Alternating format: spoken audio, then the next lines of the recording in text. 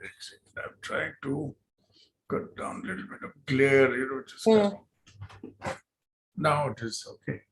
I think this will be okay. Sometimes my eyes, there's a small light here. So I'm trying to see if I can turn it.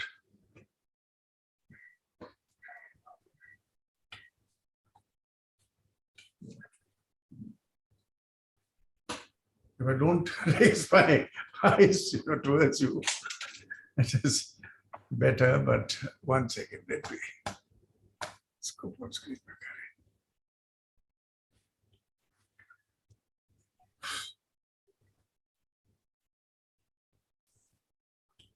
Is it okay? Perfect. So should we start? Yes, please. Absolutely. Perfect. Yeah. Thank you. Hello and welcome to Nirmal Bang, ladies and gentlemen. I'm Hiral Dadia. We have with us Dr. Arvind Lal, Executive Chairman at Dr. Lal Pathlabs joining in. Welcome to the show, Dr. Lal, and always a pleasure to speak to you and get insights from you. Dr. Lal, before we start talking business, I was just reading a couple of days ago with the way you've actually built a single lab into India's most valuable diagnostic service center. And with this, I mean, what you wanted to do versus what you landed up doing, completely different plan and destiny, huh? I think this is not the first time you are hearing about it. This won't be the last. So yes, I did not even have biology in school, as you have correctly picked up from this article. And once, I so-called retired from the armed forces at the age of 15, and I didn't know what to do because I had been thinking all my life that I will join the Navy and, fly fighter planes and also see the world. So that was not to happen because of weak eyesight, which was discovered in my left eye. And so I had in life, and my son-in-law, who was also in the Navy at that time and retired as the Vice Chief of Naval Staff, Admiral Kohli. So he suggested to me that why don't you try and become a doctor? And he was coming from, being a family person now. They'd been married, I think, only 1.5 years for that time. So he said, why a doctor's son always becomes a doctor? But not known to him at that time, my younger brother wanted to become a doctor, and I always wanted to join the Navy. And as you know, it didn't happen. And I said that there's no need for so many doctors also in the family. And but he somehow convinced me, and because I was not seeing the other avenues at that time. Not heard of MBAs. We'd not heard of either it was engineering or it was medicine or it was the armed forces for guys who were in the science stream. So to say, so I had to make up my mind, and I had to go back to my 11th class. There was no 12th at that time, in 1966. And my principal also said it's not allowed because in the 9th, you have to change your subjects. And 9th, 10th, and 11th, you study the same subject. So you are in the science stream, that is okay. But then there was a choice between studying biology or geometrical drawing or geography. So I had taken up geometrical drawing because in that, keep drawing lines, etc. on the boards and keep making, nice kind of diagrams. And I thought that would help me in the Navy by, charting out the navigation course, say from Mumbai to Southampton or something like that.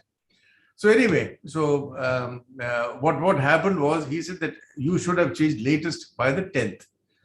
And at 11th, it is not possible. But then I cited him an example. I said, well, it happened. So he remembered, and being a very fair man, he's a world famous principal by the name of M.N. Kapoor. And he was our principal, very fair guy. And by the way, the great film director and producer is his nephew. So he said that, okay, even that time, we had to apply to the, secondary board of secondary education. And he said he'll recommend my case. And you won't believe it, the permission to sit in the exam came one week before the final exam, the higher secondary exam. And of course, the biology was not a easy subject, botany and zoology. and I didn't get along with botany at all, and zoology was slightly better. But I just made it. It was a 3 months course which I had to study in 8 months, and not fully up to my liking. And the rest is history. I got admission in pre-medical, and then went to Armed Forces Medical College, became a doctor, etc. So that's what happened. Right. So with this journey, in fact, I would want to congratulate you as well, because now you have been in the 2021 Forbes India Rich List, and that's not only rich in terms of where wealth creation is concerned. I mean, it's a lot of richness that you brought on the table when it comes to healthcare as a sector, which is clearly reflected in that. So congratulations on that front as well, Dr. Lal. Thank you.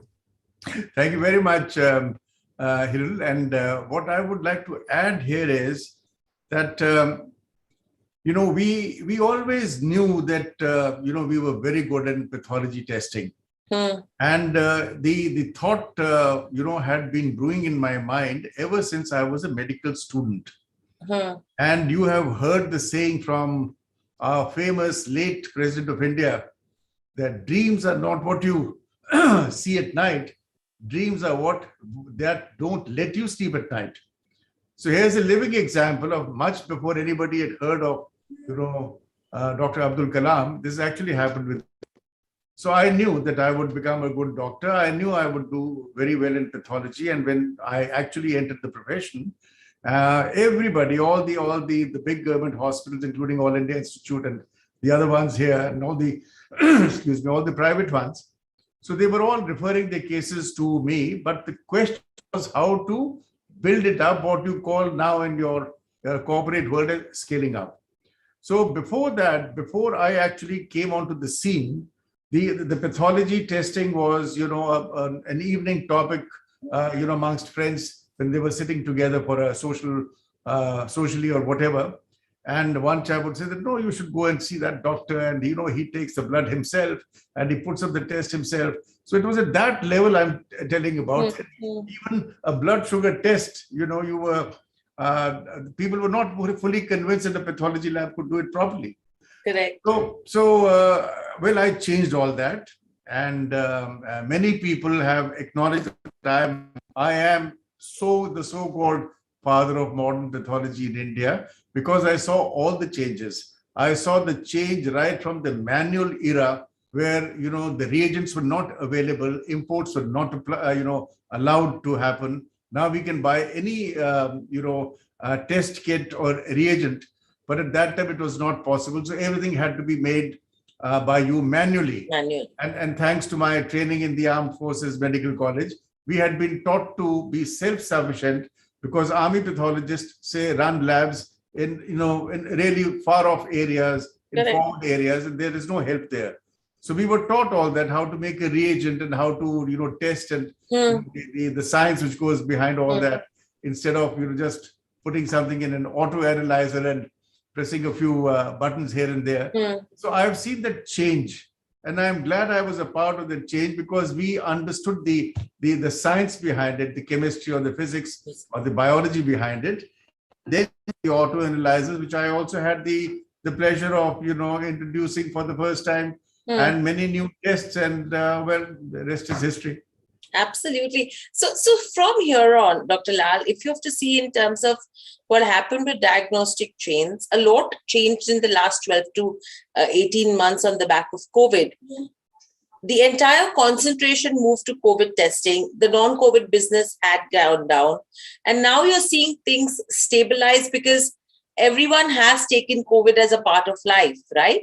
So how are you seeing the entire scenario now, if you have to compare between first wave, second wave, and the so-called third wave, which hopefully we're not really seeing anything in India yet? Right. So Hiral, the answer to your question is that now it seems that COVID cases are coming down appreciably. So we are not running at a breakneck speed, and people are not trying to contact us all. Just to give you a background to all this. So the once the COVID came in, And the method of, the formula to treat COVID was test, track, and treat. And treatment also involved, isolation or quarantine. But don't forget, the first part was the testing part. Mhm. And you will not believe it that when COVID came in, none of the pathology labs in India, including the government, had ever done a COVID test. Correct. We had done COVID-like tests, Hmm. which was about 8-9 years earlier in the form of H1N1, which was Hmm. swine flu. So the methodology from the laboratory point of view, mixing here and, was pretty much the same, but we had actually never reported on a COVID test. So it was a very pleasant surprise for a person like me that the first phone call which ever came to the private sector came to me from the ICMR, who is Dr. Balram Bhargav. And he said, Dr. Lal, I want you in my office. And we went to the office. I took some other labs, representatives also. And he said that, well, this is a massive affair. The government itself will not be able to manage it. And we would like you also to start doing the testing in private practice, in private labs. So once we got the green signal from there, well, we added and added and added, and out of, so-called 3,000 places where our, COVID-19 is being tested, and about 2,000 labs are testing RT-PCR. Yeah. And Hiral, I'm happy to report that more than 60% of them are private labs. We ourselves, which started from testing COVID in one lab, have now created 20 more labs. Wow. And this is not a small kind of an infrastructure. It is there to stay. So whether COVID stays or not, I hope it doesn't stay. It's on the way out. Of course, it's with a caveat, and that is, everybody should take the 2 shots. And also, have COVID appropriate behavior, which is wearing masks and not congregating at one place, and, religious places or even malls or shopping areas. And so we have to be very, very careful, because if you are reading the papers, clearly the Western countries and even a small country like Austria, which was thinking itself to be safe, is now caught up very, very badly. Up to 50,000 cases are being reported. So it has not gone, and nobody in India should think that it has disappeared. At the same time, there is no cause for pessimism, but there is you should be looking forward to a calculated optimism, which is that it's 80% or 90%. 180 crore people are vaccinated by December, and we observe and we become good people. Our civic sense prevails. We keep wearing what I've just described. I think we can look forward to a very nice and healthy 2022. Absolutely. So Dr. Lal, with this, if you have to look at business from here on, between the COVID and the non-COVID portfolio, what's the kind of growth and what are the new milestones that we're looking to cross? The old testing, which is pre-COVID testing, if I may use the word, has to come back. It has almost come back to normal now. So normal pre-COVID testing, almost, I would say. Yeah. And most of the other labs are also reporting the same. So the COVID, as I told you, that we've got to be on our toes, and at the literally at the drop pad, we were able to reorganize it. And boy, we have done 3 million RT-PCR tests, our lab, 3 million. And what I also want to tell you is that these patients were not encouraged or not allowed to come to our labs or to our collection centers, because they would have spread the thing. So we were going to their houses, and our record of doing the maximum number of home visits in a day is 10,000. Wow. So what I'm trying to put across to you is that we hope that COVID is out, or it is going to come down appreciably. And the other testing, and which we can go back and discuss, normal medicine, which was prevailing even before COVID came in. And the normal medicine, which I would like to highlight, is that in India and elsewhere in the world, 65% of your, patients or people or population is dying of what you call non-communicable diseases, also lifestyle diseases. Correct. 65% of our population. You keep hearing that a 26-year-old boy died the other day, and somebody else who a fitness freak in the film world, died the other day, etc., etc. So the point I'm trying to make is that those lifestyle diseases now have to be, seen the same way we looked at COVID. And these lifestyle diseases, I must enumerate because there is a lot of confusion. So they are known as non-communicable diseases, known as NCDs. They're also known as lifestyle diseases. So anything major which is running in families, etc. Well, you and I and everybody around, has a 50% chance of contracting that, because you inherit, when you inherit good looks, a man inherits good height, etc., and good brains, etc.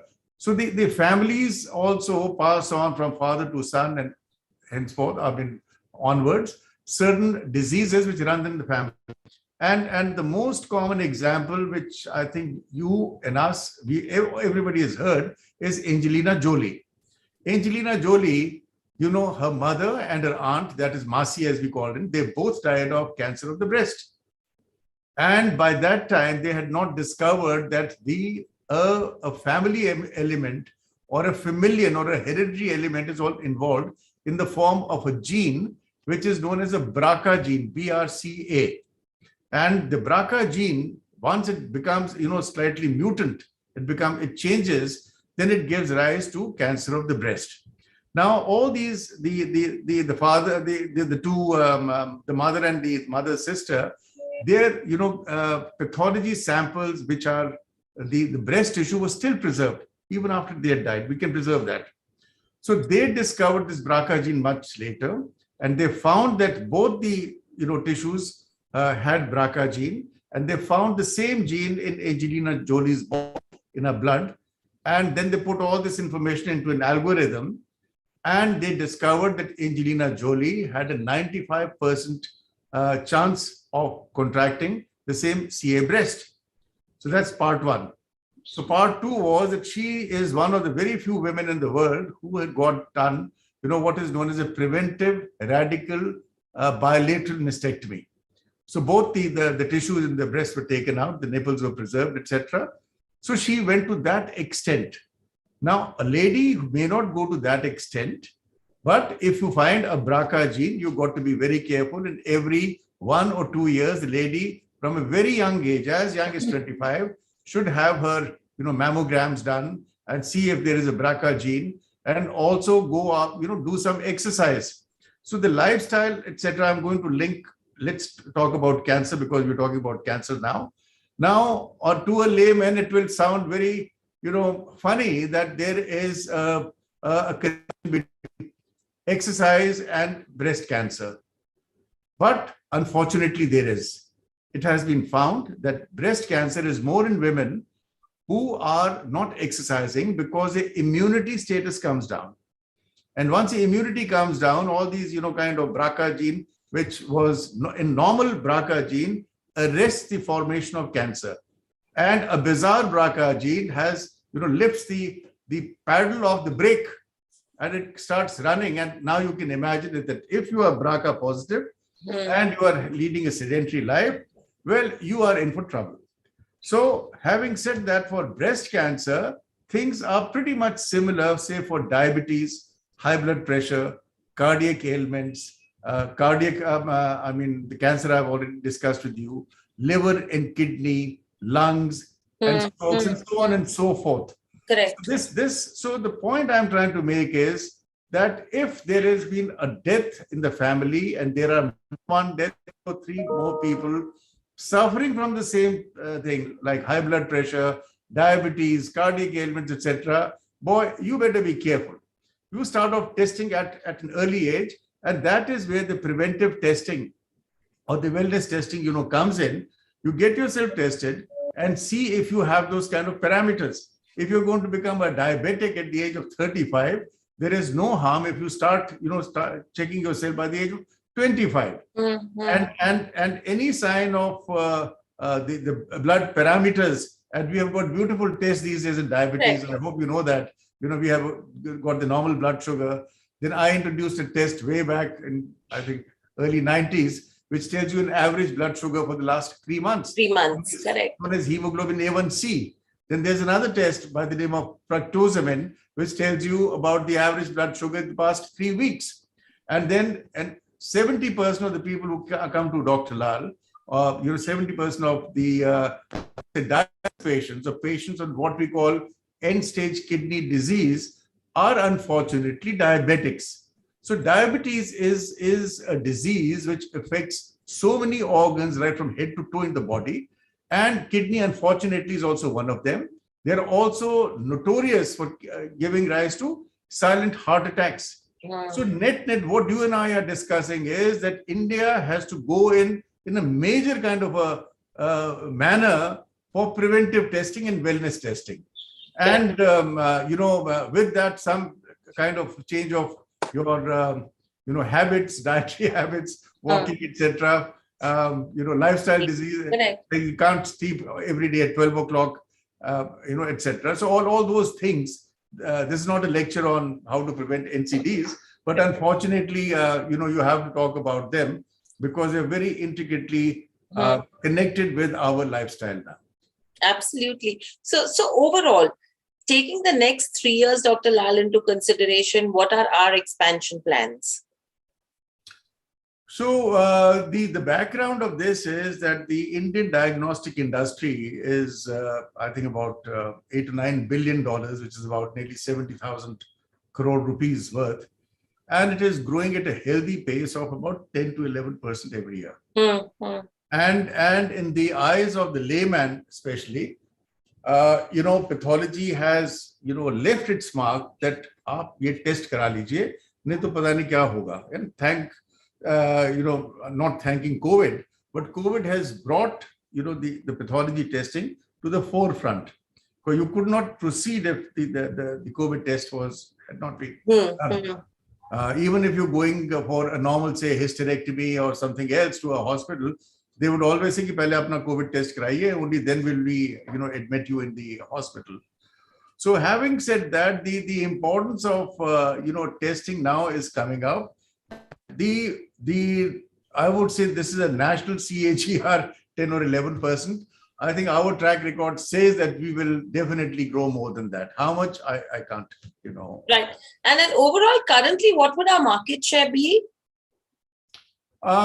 You see, the market share, I think, of the entire big change in the industry. By the way, there are 3 lakh labs in India now. Correct.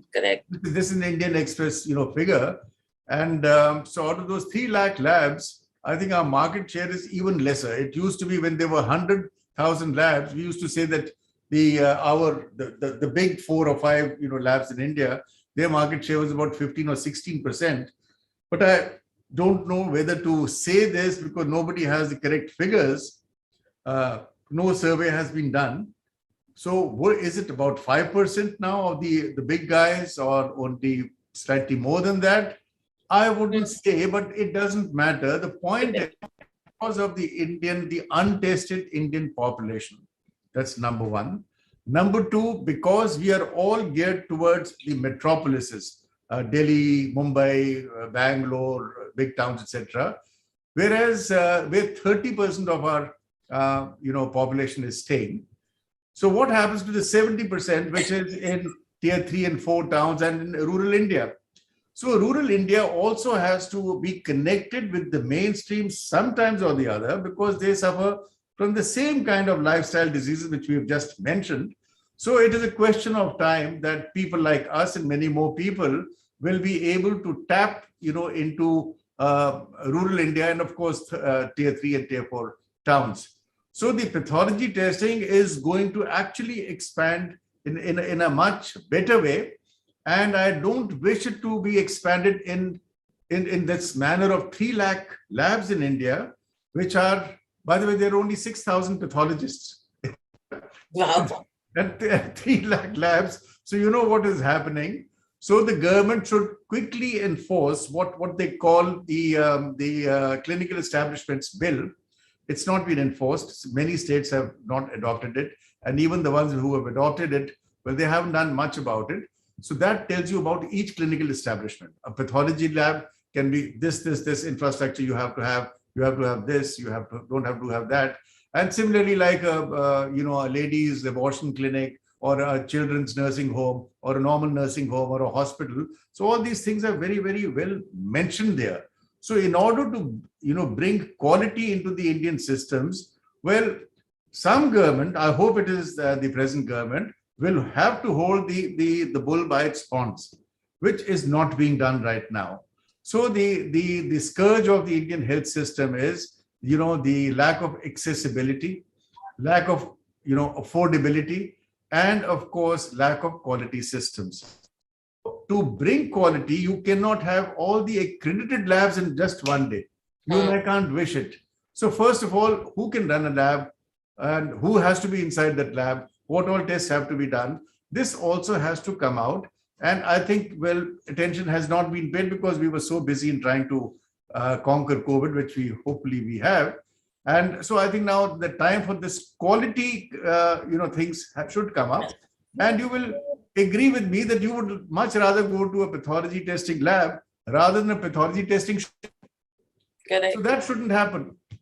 So that's my take on it, that if India has to get out of this scourge of NCDs, and 65% of people are dying, and it is bringing down our GDP by 2%. So I don't think anything more has to be said, that this is very, very important. And the first step in treating these NCDs or lifestyle diseases is, again, testing. Absolutely. And I think a lot needs to be done on that front as well. Thank you, Dr. Lal, so much for joining us on the show. A pleasure to speak to you, get insights from you. Congratulations once again, and hoping to see this grow even bigger from here on. Thank you so much. So kind of you. Thank you very much.